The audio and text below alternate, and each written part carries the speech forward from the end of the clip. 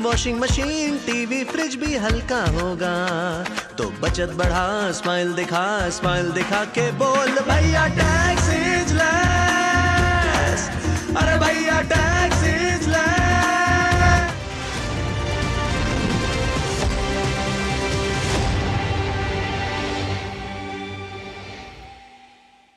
नमस्कार, स्वागत है आप सभी का डीडी न्यूज के इस खास बुलेटिन एक्सप्रेस 100 में, जहां हम आपके लिए लेकर आते हैं राजनीति, मनोरंजन, देश दुनिया, खेल और व्यापार जगत की सभी बड़ी खबरों को एक्सप्रेस यानी कि फटाफट अंदाज में। मैं हूं जया सिन्हा, तो आइए देखते हैं खबरें तेज रफ्तार से।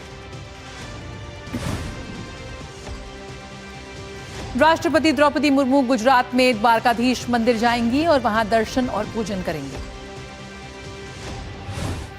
राष्ट्रपति द्रौपदी मुर्मू गुजरात में विद्यापीठ अहमदाबाद के 71वें दीक्षांत समारोह में मुख्य अतिथि के तौर पर भाग लेंगे। प्रधानमंत्री नरेंद्र मोदी नई दिल्ली स्थित भारतीय कृषि अनुसंधान संस्थान में एक विशेष कृषि कार्यक्रम में लेंगे भाग।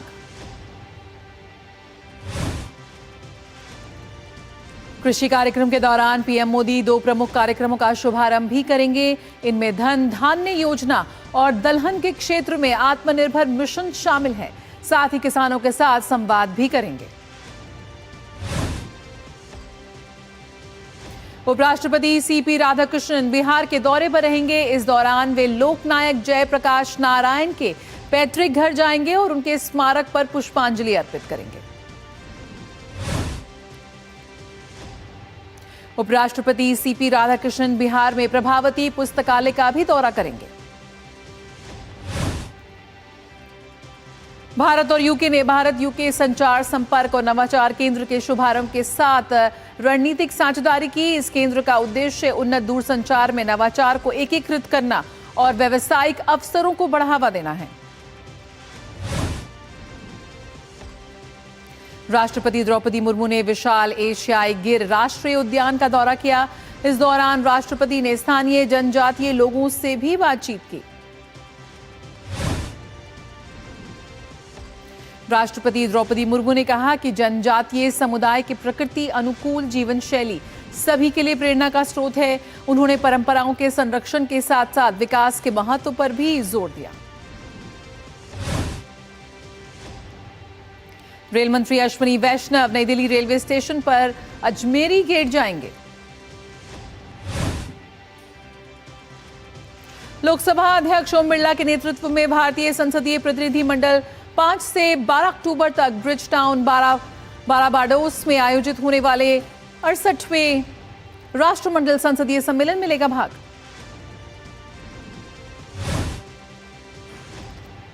रक्षा मंत्री राजनाथ ऑस्ट्रेलिया में बैप्स श्री स्वामीनारायण मंदिर गए, जहां पहुंचने पर बच्चों ने प्रार्थना करते हुए उनका स्वागत किया। राजनाथ सिंह ने मंदिर में पूजा अर्चना की और देवस्थान की शांति का अनुभव किया। उन्होंने मंदिर परिसर का अवलोकन किया और वहां मौजूद भक्तों से मिलकर आशीर्वाद लिया। राष्ट्रीय स्वयंसेवक संघ की स्थापना के 100 वर्ष पूरे होने के उपलक्ष्य में भारत सरकार ने सेवा, एकता और समर्पण की एक शताब्दी के सम्मान में विशेष स्मारक सिक्के और डाक टिकट किए हैं जारी। अफगानिस्तान में भूकंप से प्रभावित लोगों को भारत ने अपनी चल रही मानवीय सहायता के हिस्से के रूप में अतिरिक्त खाद्य आपूर्ति करेगा। डॉक्टर एस जयशंकर और अफगानिस्तान के विदेश मंत्री मौलवी अमीर खान मृतकी के बीच नई दिल्ली में हुई बैठक में दी जानकारी। अमेरिका में भारत के राजदूत विनय मोहन क्वात्रा ने दिवाली को लेकर इंडिया हाउस में विशेष समारोह का किया आयोजन। समारोह में राष्ट्रपति के विशेष दूत सर्जियो गोर की मेजबानी के बाद एक्स पर जाहिर की खुशी। अभिनेता अमिताभ बच्चन आज 83 साल के हो गए हैं। अमिताभ बच्चन के प्रशंसक उनके जन्मदिन के अवसर पर अपने पसंदीदा फिल्म स्टार की एक झलक पाने के लिए उनके बंगले जलसा के बाहर हुए एकत्र। बिहार चुनाव को लेकर एनडीए में सीट शेयरिंग लगभग फाइनल। बीजेपी की ओर से आज दिल्ली में कोर ग्रुप की बैठक बुलाई गई है। एनडीए में बीजेपी के सहयोगी दल एलजेपी रामविलास ने भी आज संसदीय बोर्ड की बैठक बुलाई है। पार्टी के अध्यक्ष चिराग पासवान की मौजूदगी में इस बैठक में चुनावी रणनीति पर होगी बात। बिहार में विधानसभा चुनाव के मद्देनजर सियासी उथल-पुथल जारी। जेडीयू से पूर्णिया के पूर्व सांसद संतोष कुमार कुशवाहा आरजेडी में हुए शामिल। संतोष कुमार कुशवाहा ने कहा कि अभी जेडीयू चंद लोगों के हाथों में है। इसका नेतृत्व ऐसे लोग करते हैं जिन्हें जमीनी हकीकत का कोई अनुभव नहीं। स्वाभिमान से समझौता नहीं किया जा सकता। बिहार के उप मुख्यमंत्री विजय कुमार सिन्हा बिहार चुनाव से पहले दिल्ली पहुंचे। कहा, हमारे सक्षम और अनुभवी नेतृत्व ने सीटों के बंटवारे पर पूरी तरह से काम कर लिया है, कोई समस्या नहीं है। राजद ने कांग्रेस की हार ना के बीच अपने नेता तेजस्वी यादव को मुख्यमंत्री का चेहरा घोषित कर दिया। राजद के राष्ट्रीय अध्यक्ष लालू प्रसाद की अध्यक्षता में पार्टी ने केंद्रीय संसदीय बोर्ड की बैठक में प्रस्ताव लाकर इसे पारित किया। त्रिपुरा के मुख्यमंत्री माणिक साहा ने स्मार्ट सिटी परियोजना के एक भाग एमबीबी कॉलेज झील पुनरुद्धार परियोजना का किया उद्घाटन। मध्य प्रदेश के मुख्यमंत्री मोहन यादव ने उज्जैन में यंग थिंकर्स कॉन्फ्लुएंस 2025 का किया उद्घाटन। डॉक्टर मोहन यादव ने विक्रम विश्वविद्यालय का नाम बदलकर सम्राट विक्रमादित्य विश्वविद्यालय करने की पट्टिका का किया अनावरण। सीएम मोहन यादव ने कहा कि हमारे स्वतंत्रता सेनानियों ने मिलकर विक्रम विश्वविद्यालय की स्थापना कराई थी। विक्रम विश्वविद्यालय से कई हस्तियां पढ़कर निकली हैं। इसका लंबा गौरवशाली इतिहास है। गोवा के मुख्यमंत्री प्रमोद सावंत गोवा फुटबॉल पुरस्कार समारोह 2025 में हुए शामिल। उत्तर प्रदेश के उप मुख्यमंत्री केशव प्रसाद मौर्य पवित्र बुद्ध अवशेषों को लेकर रूस के कलनीखिया गए हैं। 11 से 18 अक्टूबर तक एलिस्टा में एक प्रदर्शनी आयोजित की जाएगी जिसमें लोग पवित्र अवशेषों के दर्शन कर सकेंगे। गौतम बुद्ध के पवित्र अवशेषों को रूस के क्रीमिया ले जाने वाले प्रतिनिधिमंडल का नेतृत्व करने पर यूपी के उप मुख्यमंत्री केशव प्रसाद मौर्य ने कहा, ये मेरे जीवन का बहुत ही सौभाग्यशाली क्षण है। मैं इसके लिए प्रधानमंत्री मोदी को तहे दिल से धन्यवाद देता हूं। गुजरात के मुख्यमंत्री भूपेंद्र पटेल 2 दिवसीय वाइब्रेंट गुजरात क्षेत्रीय सम्मेलन वीजीआरसी उत्तर क्षेत्र के समापन समारोह में हुए शामिल। अरुणाचल प्रदेश के राज्यपाल सेवानिवृत्त लेफ्टिनेंट जनरल कैवल्य त्रिविक्रम परनायक ने अरुणाचल प्रदेश के कानून मंत्री केंटो जिनी के साथ सूचना का अधिकार सप्ताह 2025 समारोह में वो हुए शामिल। दिल्ली के उत्तम नगर में एक इमारत अचानक ढह गई। घटना में महिला समेत एक बच्चा घायल हो गया है जिसका अस्पताल में इलाज चल रहा है। घटना की सूचना मिलते ही दमकल विभाग, पुलिस और एम्बुलेंस की टीमें तुरंत मौके पर पहुंची। मलबे में कई लोगों के दबे होने की आशंका। राहत और बचाव कार्य जारी। दिल्ली से सटे गाजियाबाद में एक इमारत में लगी आग। सूचना मिलते ही फायर ब्रिगेड की टीम मौके पर पहुंची। उड़ीसा के मुख्यमंत्री मोहन चरण मांझी ने कैबिनेट बैठक की अध्यक्षता की। इस बैठक में 10 प्रमुख विभागों के अंतर्गत 15 प्रमुख प्रस्तावों को मंजूर किए गए। प्रमुख प्रस्तावों में खाद्य एवं धान खरीद नीति 2025 और 26, छोटे अपराधों को अपराध मुक्त करने और विश्वास आधारित शासन को मजबूत करने के लिए उड़ीसा जन विश्वास अध्यादेश 2025 और उड़ीसा दुकान एवं वाणिज्यिक प्रतिष्ठान संशोधन अध्यादेश 2025 का प्रवर्तन शामिल। कर्नाटक के डिप्टी सीएम डीके शिव कुमार ने बेंगलुरु के लालबाग में जीबीए वॉकथॉन में लिया भाग। यूपी के अलीगढ़ में खाद्य विभाग ने केएफसी फास्ट फूड के खिलाफ की कार्रवाई। निरीक्षण के दौरान खाद्य विभाग को एक ही चैम्बर में शाकाहारी और मांसाहारी खाना रखा मिला। आज भारत रत्न नानाजी देशमुख की जयंती है। उन्होंने अपना जीवन राष्ट्र निर्माण और ग्रामीण उत्थान के लिए समर्पित किया। जम्मू कश्मीर के उधमपुर में भारी बारिश और नहर में कचरे की वजह से धान की फसल को काफी नुकसान पहुंचा। आज विश्व प्रवासी पक्षी दिवस है। ये दिन प्रवासी पक्षियों और उनके संरक्षण की आवश्यकता के बारे में जागरूकता बढ़ाने के लिए मनाया जाता है। प्रसिद्ध भारतीय अभिनेत्री दीपिका पादुकोण को केंद्रीय स्वास्थ्य एवं परिवार कल्याण मंत्रालय का पहला मानसिक स्वास्थ्य राजदूत नियुक्त किया गया। यूपी के गोंडा में सागर तालाब का जीर्णोद्धार किया जा रहा है। इसका निर्माण 18वीं सदी में गोंडा नरेश शिव प्रसाद सिंह ने कराया था। जम्मू कश्मीर के रामबन में एनडीआरएफ ने आपदा की तैयारी को बढ़ावा देने के लिए स्कूल सुरक्षा जागरूकता कार्यक्रम आयोजित किया। असम के मुख्यमंत्री हिमंत बिस्वा शर्मा ने डिब्रूगढ़ विधानसभा क्षेत्र की 14,000 महिला उद्यमियों को 10,000 रुपए के चेक वितरित किए। तमिलनाडु की मंत्री पी गीता जीवन ने अनाथ बच्चों का मनोबल बढ़ाने के लिए उनके साथ मनाई दिवाली।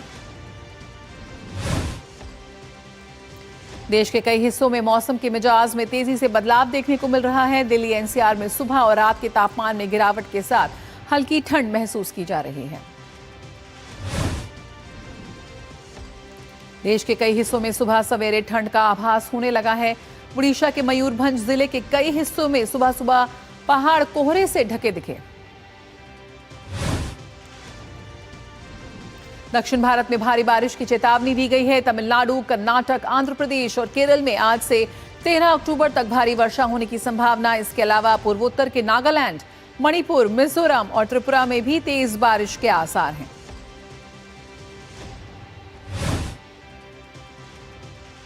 वक्त एक छोटे से ब्रेक का, जल्द हाजिर होते हैं। आप देखते रहिए एक्सप्रेस 100।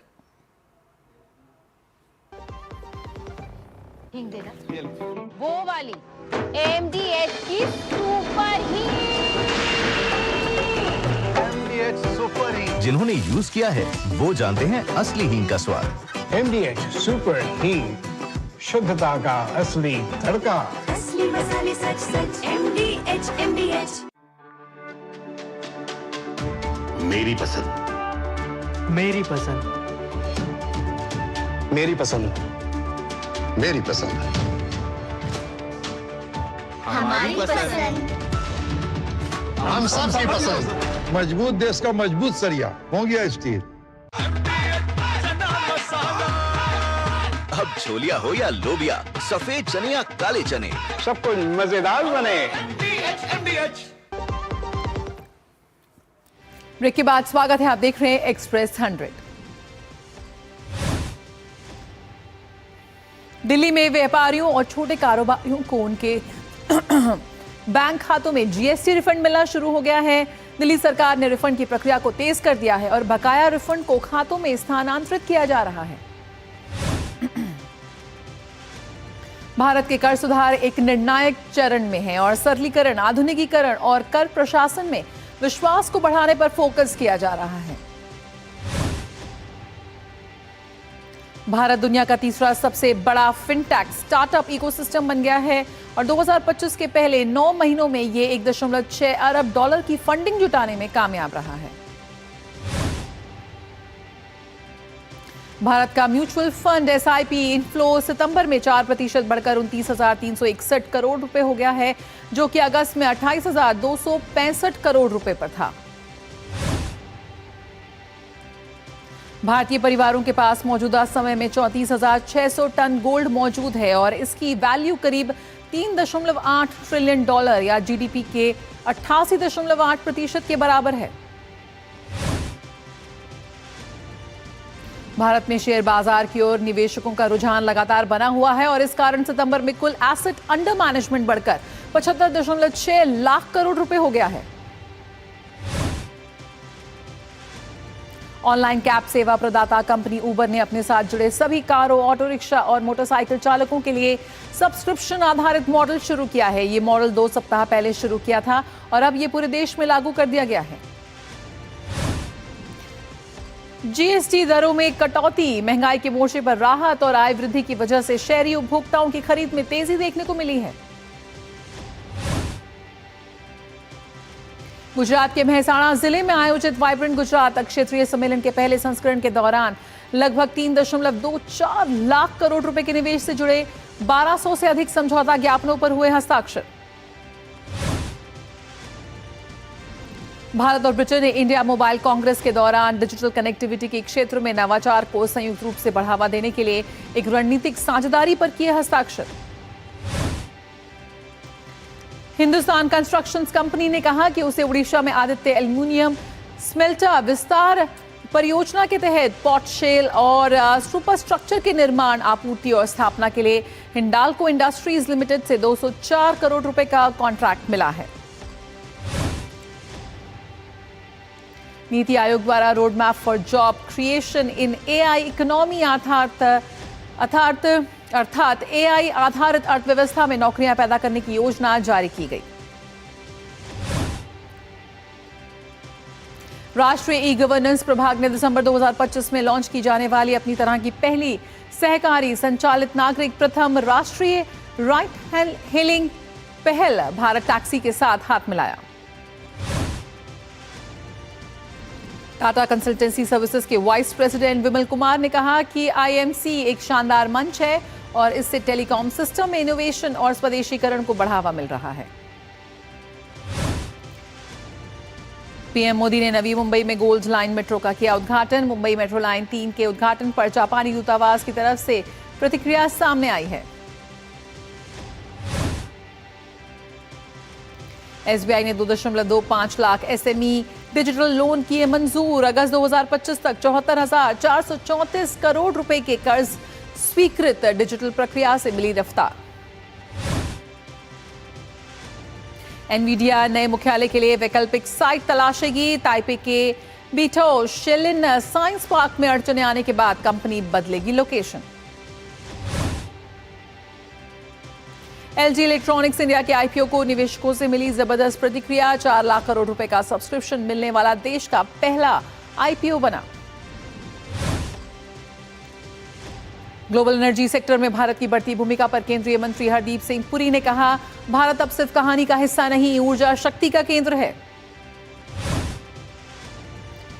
ब्रिटेन के व्यवसाय प्रबंधन फर्म टाइड अगले 12 महीनों में भारत में 800 नई नौकरियां देगी।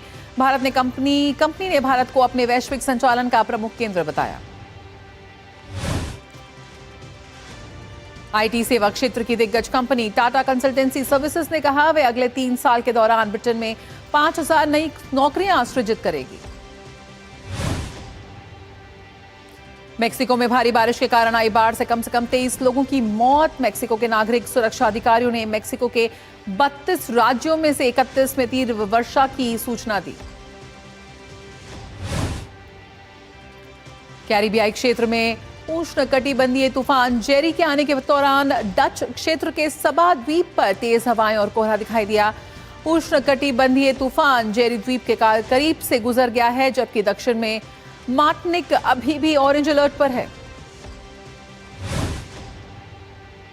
टेनेसी में एक सैन्य विस्फोटक संयंत्र में हुए विनाशकारी विस्फोट के बाद 19 लोग लापता। कहा गया है कि नैशविले से लगभग 50 मील पश्चिम में एक्यूरेट एनर्जेटिक सिस्टम्स में हुआ विस्फोट। फ्रांस के राष्ट्रपति इमैनुअल मैक्रों ने सेबेस्टियन लेकोर्नु को फिर से प्रधानमंत्री के रूप में नियुक्त किया। लेकोर्नु ने हाल ही में इस्तीफा दिया था, लेकिन अब राष्ट्रपति ने उन्हें फिर सरकार बनाने और बजट तैयार करने की जिम्मेदारी दी है। ये कदम देश में बढ़ते राजनीतिक और आर्थिक संकट को संभालने की कोशिश माना जा रहा है। लेकोर्नु की दोबारा नियुक्ति कई दिनों की बातचीत के बाद हुई। अमेरिकी राष्ट्रपति डोनाल्ड ट्रंप ने कहा है कि सरकारी शटडाउन के कारण उनके प्रशासन द्वारा शुरू की गई छटनी में बहुत से लोग शामिल होंगे और कहा कि कटौती डेमोक्रेट्स को ध्यान में रखकर की जाएगी। अमेरिकी राष्ट्रपति डोनाल्ड ट्रंप ने चीन पर 1 नवंबर से 100% का टैरिफ लगाने की घोषणा की है। ट्रंप ने कहा, यह टैरिफ चीन पर वर्तमान में लागू किसी भी दूसरे टैरिफ से अतिरिक्त होगा। डोनाल्ड ट्रंप ने यह भी कहा कि अमेरिका सभी महत्वपूर्ण सॉफ्टवेयर निर्यात पर प्रतिबंध लगाएगा, यानी दोनों देशों के बीच टैरिफ वॉर एक बार फिर शुरू हो गई है। सूडान के पश्चिमी हिस्से में अल-फाशर कैंप और आसपास के इलाकों में इस सप्ताह 3 दिनों में हुए संघर्षों में कम से कम 53 नागरिक मारे गए और 60 से अधिक घायल हुए हैं। पेरू में डीना बोलुआर्ते को हटाकर जोस जेरी बने अंतरिम राष्ट्रपति। 10 साल में 7वें राष्ट्रपति के तौर पर उन्होंने देश की कमान संभाली।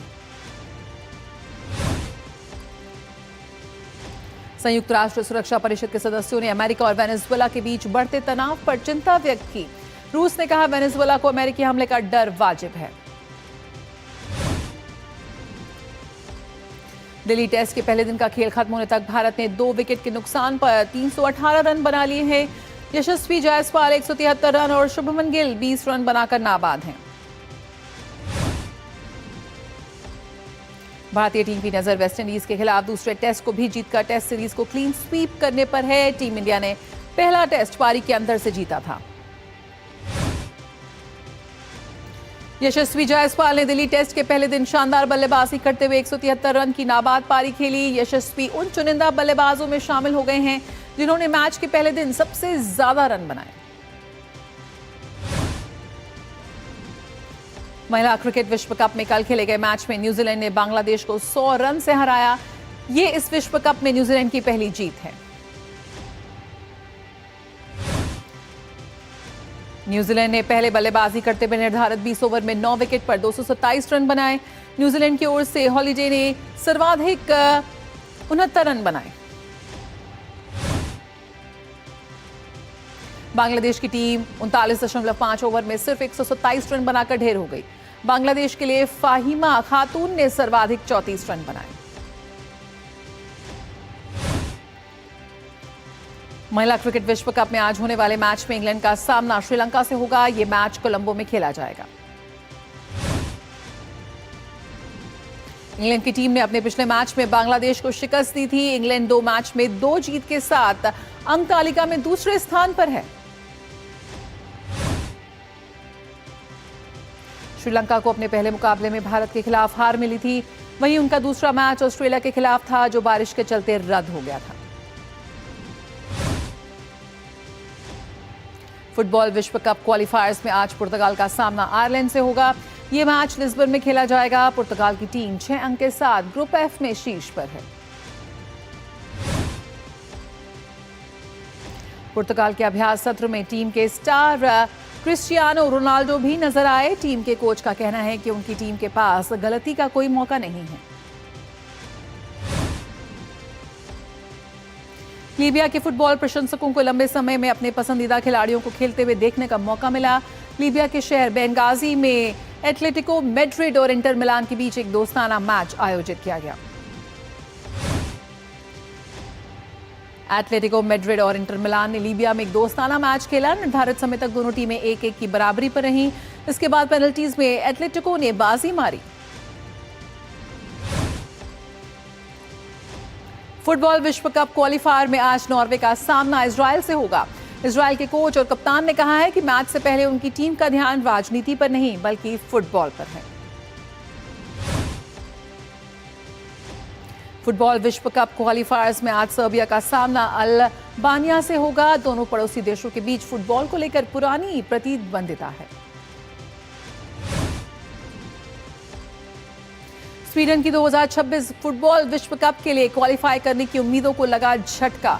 स्टॉकहोम में खेले गए विश्व कप क्वालिफायर में स्विट्जरलैंड ने स्वीडन को 2-0 से हरा दिया।